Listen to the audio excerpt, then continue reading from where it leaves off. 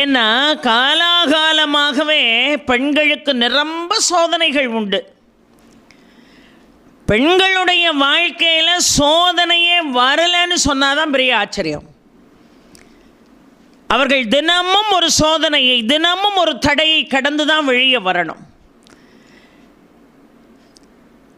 தன்னால் இந்த உலகத்திற்கு, இந்த குரு வம்சத்திற்கு, இந்த சமூகத்திற்கு எந்த பாதிப்பும் வந்துவிடக்கூடாது என்று நினைத்தாள்.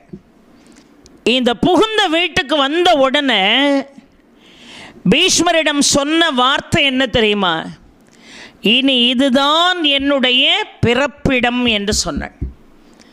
எனக்கு பிறப்பிடம்னு ஒன்று இல்லை, இதுதான் என்னுடைய பிறப்பிடம். இந்த ஹஸ்தினாபுரத்தினுடைய கௌரவத்தை காப்பாற்றுவது மட்டும்தான் என்னுடைய நோக்கம். இனி என் வாழ்நாள், என் உயிர் மூச்சு எல்லாமே இந்த தேசத்திற்காகத்தான் என்று சொன்னாள். அவ்வளோ ஒரு பண்புள்ள ஒரு பெண்ணு. கண்ணை கட்டிட்டு உட்கார்ந்துட்டா. அவளுக்குள்ளாக சில பாதிப்புகள் உண்டு. ஏன்னா மிகவும் அழகு பொருந்தியவள், கலையாம்சம் பொருந்தியவள், போர்த்திறமை கூடியவள். ஆனால் அவள் வாழ்க்கையில் ஒரு சிக்கல் இருந்தது பாருங்கள். எல்லாரும் வாழ்க்கையிலையும் விதி விளையாடும்.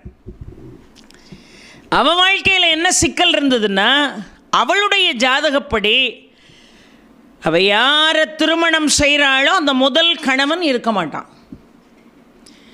இது சுபலனுக்கு தெரிந்து இப்போ திருதராஷ்டிரனுக்காக தன்னுடைய மகளை பெண் கேட்டு பீஷ்மர் அனுப்பியிருக்காரு.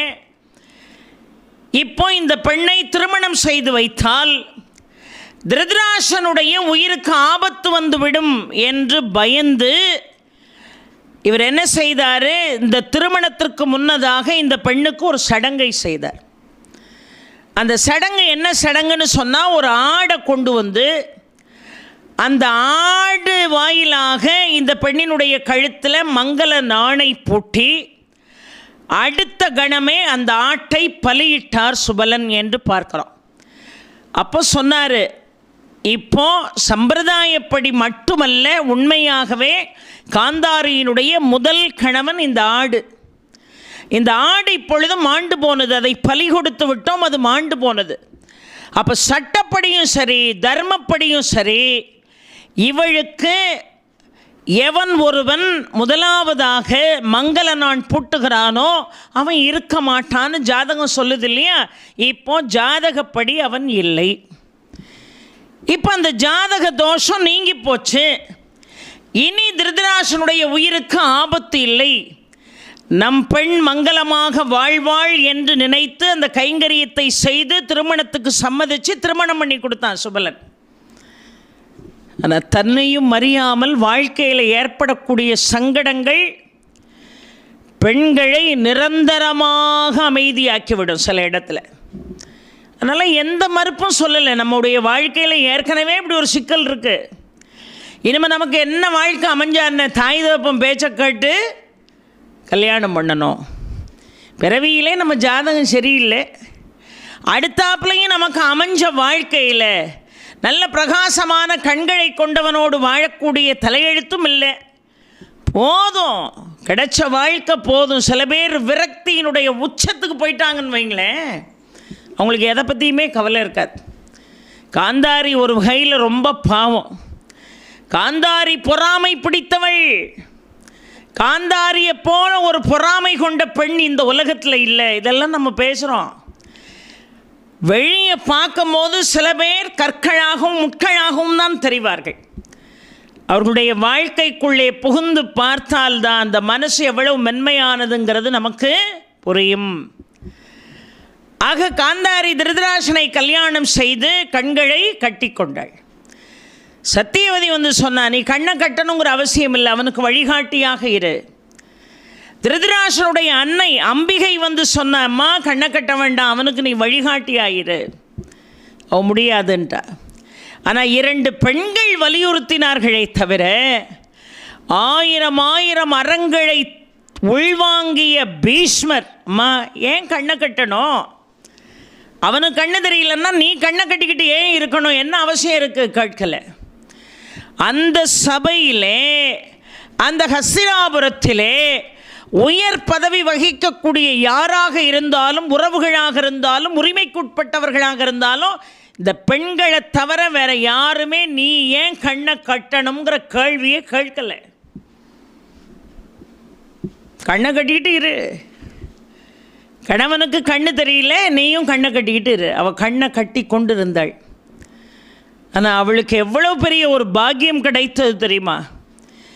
வியாசருடைய அனுகிரகத்தினால் கண்களே கட்டப்பட்டிருந்தாலும் கூட குருச்சேத்திர போர் நடக்கின்ற பொழுது கண்கள் கட்டப்படாமல் நம்முடைய கண்களை வைத்து எப்படி காட்சிகளை தெளிவாக பார்ப்போமோ அதை போல பார்க்கக்கூடிய சக்தியை நீ பெறுவாய் என்று வியாசர் வரம் கொடுத்தார். கண்ணு கட்டி இருந்தது.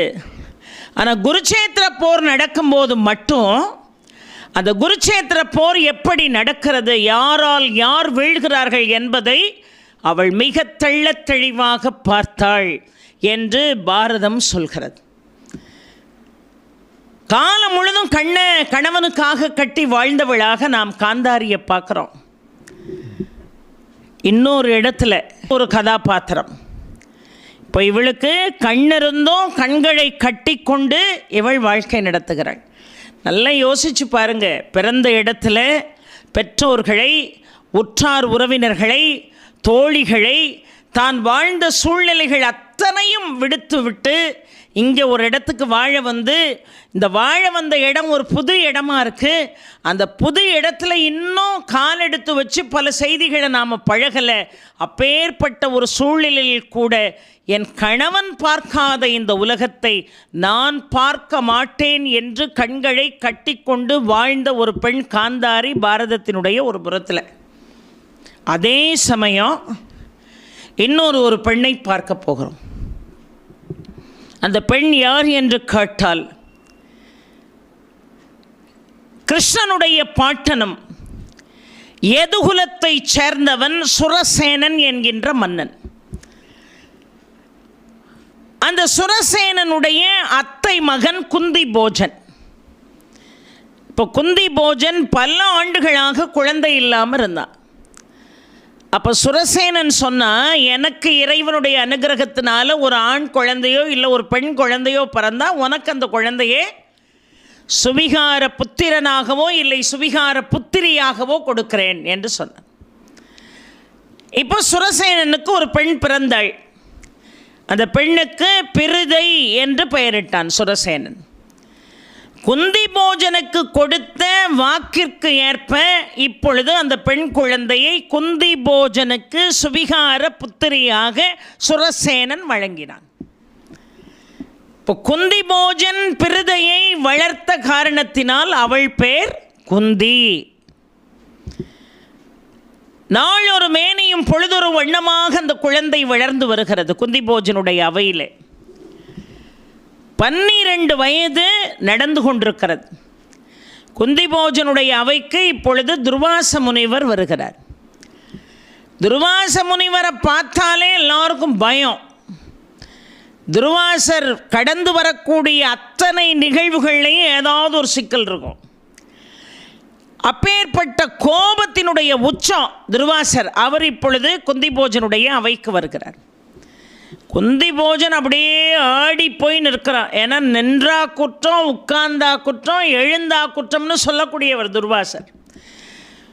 எந்த பிரச்சனையும் இல்லாமல் அவர்கிட்ட எந்த சாபம் வாங்காமல் அவரை கவனிக்கணுமேன்னு நினச்சவன் இந்த 12 வயது பெண்ணை கூப்பிட்டு நீ தான் இந்த முனிவருக்கு பணிவிட செய்யணும்னா குந்தி போஜன். ஏன்னா சின்ன பிள்ளை ஏதாவது தவறு செய்ததுன்னு வைங்களேன், சரி பரவாயில்ல அப்படின்னு முனிவர்கள் நினைப்பாங்கன்னு நினச்சி நீதாமா பணிவிட செய்யணும்.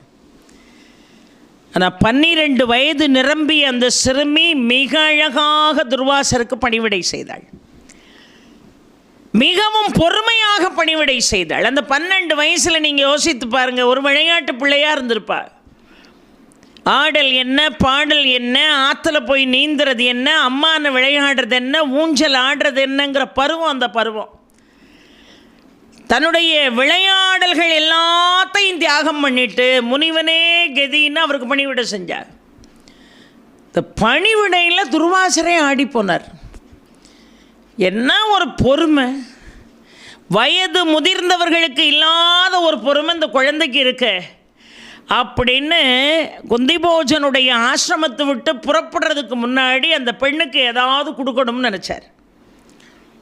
இப்போ அந்த பெண்ணை கூப்பிட்டு சொன்னார், 12 வயது சிறுமி குந்தியை கூப்பிட்டு சொன்னார், பெண்ணே, அழகான பணிவிடை எனக்கு செய்தாய். உனக்கு நான் ஒரு மந்திரத்தை பிரயோகம் செய்ய சொல்லித் தருகிறேன். இந்த மந்திரத்தை கொண்டு எந்த தேவனை நீ ஆவகனம் செய்கிறாயோ அவன் வாயிலாக நீ ஒரு குழந்தையை பெறுவாய்.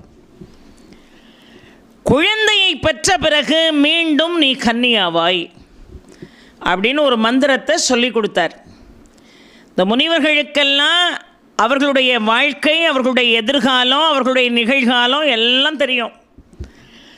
அப்போ குந்தியினுடைய எதிர்காலம் என்ன என்று தெரிந்த துர்வாசர் இந்த மந்திரத்தை கொடுக்கிறார். தேவைப்படுகின்ற பொழுது இந்த மந்திரம் உனக்கு கை கொடுக்கும்னார். எவ்வளவுதான் கோபக்கார முனிவராக இருந்தாலும் அவர் மேலே தப்பு இல்லை. சமயம் வருகின்ற பொழுது இந்த மந்திரம் உனக்கு கை கொடுக்கும்னு கொடுத்துட்டு போனார். ஆனால் இந்த மந்திரத்தை உள்வாங்கிய குந்திக்கு அதை உடனடியாக பயன்படுத்தி பார்க்க வேண்டும் என்கின்ற ஆசை வந்துச்சு.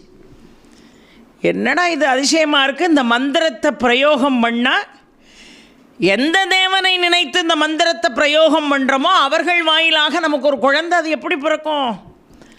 சரி, இது என்னன்னு பாத்திர வேண்டிதான் அப்படின்னு நினைத்தவள் வான வீதியிலே சூரியன் பிரகாசமாக வலம் வந்து கொண்டிருந்தான். இப்போ அந்த சூரியனை நோக்கி அந்த மந்திரத்தை பிரயோகம் செய்தாள். அந்த மந்திரத்தை பிரயோகம் செய்தவுடன் மிகுந்த ஆகர்ஷண சக்தியோடு சூரியன் அவள் முன்னால் வந்து நின்றான். ஆடி போனா. சில நேரம் எதையாவது ஒன்று முயற்சி செய்து பார்ப்போமேன்னு நம்ம பார்த்து கண்ணு முன்னாடி சூரியன் வந்து நின்னா எப்படி இருக்கும்?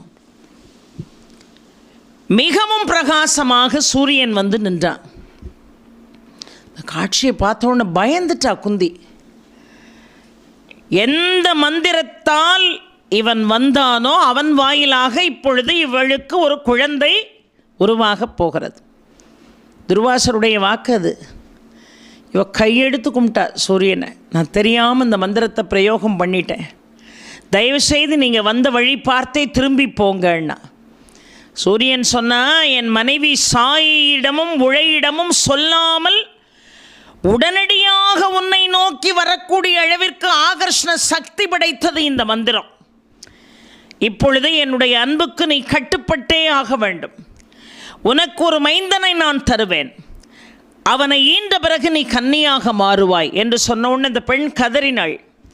எனக்கு திருமணமே ஆகலை, திருமணத்திற்கு முன்னதாக நான் ஒரு குழந்தையை ஈன்றெடுத்தேன் என்று சொன்னால் இந்த உலகம் என்னை பழிக்காதா? என்னை மன்னித்து விடுங்கள், இங்கிருந்து புறப்பட்டு விடுங்கள். சூரியன் சொன்னா, இவ்வளவு ஆகர்ஷண சக்தி கொண்ட இந்த மந்திரத்தை கொண்டு என்னை அழைத்தாயே, என்னை இப்பொழுது வெறுங்கையாக நீ திருப்பி அனுப்பினாய் என்று சொன்னால் எந்த முனிவன் உனக்கு இந்த மந்திரத்தை கற்பித்தானோ அந்த முனிவனுக்கு நான் சாபம் கொடுப்பேன்.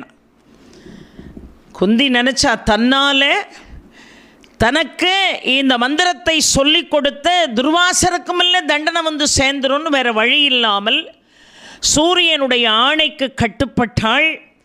ஒரு அழகான கரு அவளுடைய வயிற்றிலே உருவானது. அந்த குழந்தையை ஈன்றெடுத்தாள். ஒரு ராஜவம்சத்தை சார்ந்த ஒரு பெண்ணு 10 மாதம் அந்த குழந்தையை யாருக்கும் தெரியாமல் வயிற்றில் வச்சு வளர்க்கணும்னா அவள் எவ்வளவு கஷ்டப்பட்டுருக்கணும். பாரதம் காட்டுகிறது, வாழ்க்கையில் எந்த ஒரு விஷயத்துலையுமே அவசரம் இருக்கக்கூடாது.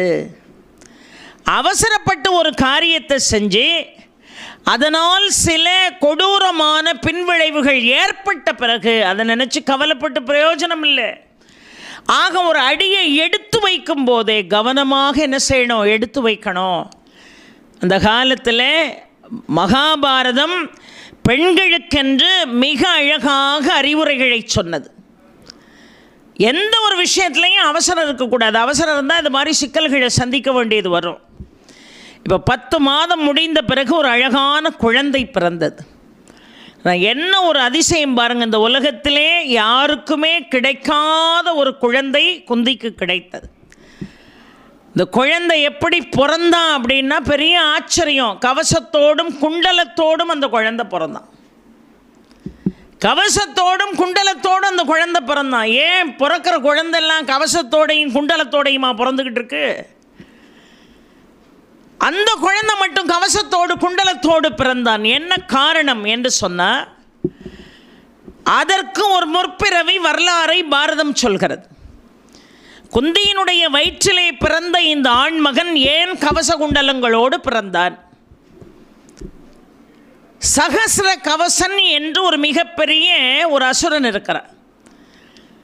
அவன் பிரம்மாவை நோக்கி கடுமையான தவம் செய்தான். பிரம்மா அவனுக்கு காட்சி கொடுத்து என்ன வேணும்னாரு.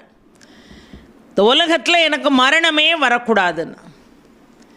பிரம்மா சொன்னார், மரணமே வராமல்லாம் இருக்காது. பிறந்த ஜீவராசிகளுக்கு ஒரு நாள் மரணம் வந்தே ஆகும். எப்படி மரணம் வரணும்னு வேணா கேளு. அப்படியா? மரணம் வந்து தான் ஆகுமா? அப்போ எப்படி மரணம் வரணும்னு நான் சொல்கிறேன். என்னுடைய காதிலே 2 காதுகளில் 1000 குண்டலங்கள் தொங்குகிறது. என்னுடைய மார்பிலே ஒன்றன் மேல் ஒன்றாக 1000 கவசங்கள் இருக்கிறது. 1000க்கு பேர் தான் சகசிரம். அதனால தான் சகசிர கவசன் என்று அவனுக்கு பேர். இந்த குண்டலங்களையும் இந்த கவசத்தையும் என் உடம்பை விட்டு முழுமையாக எவன் ஒருவனால் நீக்க முடிகிறதோ அன்றைக்கு எனக்கு மரணம் வரும். அது வரைக்கும் எனக்கு வரக்கூடாது. சரின்னு வரம் கொடுத்தார் பிரம்மா. இந்த வரத்தை பெற்றவன் உலகத்தில் இல்லாத அக்கிரமத்தெல்லாம் செஞ்சான் சகசிர கவசன். இவனை அழிக்க வேண்டும் என்று எல்லோரும் போய் விஷ்ணுவிடம் முறையிட்டார்கள். விஷ்ணு இப்பொழுது என்ன செய்தார்? தன்னுடைய ரூபத்தை 2ஆக பிளந்தார். ஒரு ரூபம் நாராயண ரூபம், இன்னொரு ரூபம் நரன் என்கின்ற ரூபம். ஒரு இலந்தை காட்டிலே இந்த 2 ரூபங்களும் அமர்ந்து தவம் செய்தது. 1000 ஆண்டுகள் நாராயணன் தவம் செய்து தவம் நிறைவேறிய பிறகு சகசிர கவசனை நோக்கி வந்து 1000 ஆண்டுகள் போர் செய்து ஒரு கவசத்தையும் ஒரு குண்டலத்தையும் அறுத்தறிந்து விட்டு மீண்டும் தவத்திற்கு சென்று விடுவார். இப்பொழுது 1000 ஆண்டுகள் தவத்தை முடித்த நரன் புறப்பட்டு வந்து 1000 ஆண்டுகள் போர் செய்து ஒரு கவசத்தையும் ஒரு குண்டலத்தையும் அறுப்பாங்க. அப்போ இருவரும் எத்தனை ஆண்டுகள் தவம் செய்திருக்கணும்? இருவரும் எத்தனை ஆண்டுகள் இந்த சகசிர கவசனோடு போரிட்டு இருக்க வேண்டும் என்கின்ற கணக்கை உங்களுடைய சிந்தனைக்கே நான் விடுகிறேன். அப்போ பல யுகங்கள் இந்த போர் நடக்கிறது. நிறைவாக ஒரு குண்டலமும் ஒரு கவசமும் இருக்கு. இப்பொழுது நாராயணன் அவனை நோக்கி புறப்பட்டு போகிறார். இந்த கவசமும் இந்த குண்டலமும் இந்த உடம்பை விட்டு போயிட்டுன்னா உயிர் போயிருங்கிற வரத்தை பிரம்மாவிடமிருந்து காட்டு பெற்றான் பாருங்கள். சகசிர கவசன் புறமுதுகு காட்டி ஓடியவன் நேராக சூரியனிடம் சென்று தஞ்சம் புகுந்தான். சூரியனிடம் சென்று தஞ்சம் புகுந்த சகசிர கவச ரூபத்தை தான் கவச குண்டலத்தோடு மீண்டும் சூரியன் துர்வாசருடைய மந்திரத்தினுடைய வீரியம் குந்திக்கு கொடுத்தான். அதனால தான் கவச குண்டலங்களோடு அந்த குழந்தை பிறந்தது என்று பார்க்கிறோம். சூரிய புத்திரன் அழகுன்னா அழகு, பராக்கிரம்னா பராக்கிரமம். இந்த குழந்தைய இப்போ அரசவைக்குள்ளே கொண்டு போக முடியுமா? முடியாது. இது யார் குழந்தைன்னு கேட்பாங்க. வேறு வழி இல்லாமல் தன்னுடைய ஆசை, தன்னுடைய அன்பு எல்லாத்தையும் அடக்கிக்கிட்டு ஒரு ஆடையில் அந்த குழந்தையை சுற்றி ஒரு பேழைக்குள்ளே அந்த குழந்தையை வச்சு விலையுயர்ந்த ஆபரணங்களை அந்த பேழைக்குள்ளே போட்டு ஆற்றங்கரையில் விட்டுட்டா. ஆற்றங்கரையிலிருந்து அது ஆற்றில் இப்போ மிதந்து போகிறது அந்த பேழை. இந்த குழந்தைய அனுப்புனாலே வேற எங்கேயாவது போட்டிருக்கக்கூடாதா? யாராவது தூக்கிட்டு போய் வளர்த்துருக்கலான்னு கூட அவன் நிம்மதியாக இருக்கலாம். ஆற்றுல விடுறமே, வெள்ளத்தில் அதை அடிச்சுட்டு போயிட்டா அந்த குழந்தையினுடைய உயிருக்கு என்ன உத்தரவாதம் இருக்குது? நினச்சி பார்த்தாழா குந்தி இல்லை. இப்போ இந்த பேழை ஆற்றிலே மிதந்து வருகிறது. மிதந்து வந்த பேழையை திருதராஷனுடைய தேர்ப்பாகன் அதிரதன் பார்க்கிறான். கரையில் அதிரதனும் ராதையும் மறுகரையிலே அமர்ந்திருக்கிறார்கள். ஒரு பேழை மிதந்து வருகிறது. அந்த பேழையை பார்த்த உடனே அதிரதன் சொன்னான், அந்த பேழை எவ்வளவு அழகாக இருக்கிறது, அது எனக்குன்னா. ராதை சொன்னால், பேழையை வேணா நீங்கள் வச்சுக்கோங்க, பேழைக்குள்ளே இருக்கிற பொருள் எனக்கு தான். இப்போ பேழையை திறந்து பார்த்தால் உள்ளே அவர்கள் எதிர்பார்க்கவே இல்லை. அவர்கள் நீண்ட நாட்களாக குழந்தை இல்லாதவர்கள், அதிரதனும் ராதையும். ஒரு ஆண் குழந்தை சிரித்து கொண்டிருந்தது. இந்த காட்சியை பார்த்த உடனே குழந்தை இல்லாதவங்களுக்கு எப்படி இருக்கும்? அவர்கள் அப்படியே அந்த குழந்தையை அரவணைத்தார்கள். அந்த குழந்தையோடு சேர்த்து பொன்னும் பொருளும் ஆபரணங்களும் சேர்ந்து வந்தது. ஆபரணத்தோடு அந்த குழந்தை வந்த காரணத்தினால் முதலாக அதற்கு வசுசேனன் என்று பெயரிட்டார்கள். வசு என்றால் செல்வம், சேனன் என்றால் அதோடு வந்தவன் என்று பொருள். அந்த குழந்தையை ஒரு நாள் நிலா முற்றத்தில் தொட்டில் அந்த குழந்தை படுத்திருக்கான். நெற்றி சுட்டி சூடி அழகு பார்க்கிறாள் ராதை. வான வீதியிலே சப்த ரிஷிகள் உலா வருகிறார்கள். அந்த சப்த ரிஷிகள் இந்த குழந்தையை பார்த்த உடனே அந்த குழந்தையினுடைய அழகில் மயங்கி, வெறுப்பு அற்றவர்களே, விருப்பத்திற்கு ஆட்பட்டு அந்த குழந்தையை பார்த்த உடனே வா வா வா என்று அழைத்தார்கள். இந்த கையை நீட்டி வா வான்னு அழைத்தார்கள் பாருங்கள். அந்த குழந்தை நினச்சிதான் என்கிட்ட ஏதாவது தான்னு கேட்கிறார்கள் என்று நினைத்து இந்த நெற்றி சுட்டியை கழற்றி வீசியதான் அந்த குழந்தை. ஆச்சரியப்பட்டு போனார்கள் ரிஷிகள். அந்த ரிஷிகள் வாழ்த்தினார்கள், அப்பா, அந்த உலகத்தில் எத்தனை கொடை வள்ளல்கள் தோன்றினாலும் உனக்கு ஈடு இணையானவர்கள் இந்த லோகத்தில் இல்லை. மிகச்சிறந்த கொடையாளியாக நீ வலம் வருவாய் என்று ஆசி வழங்கினார்கள் என்று பார்க்கிறோம்.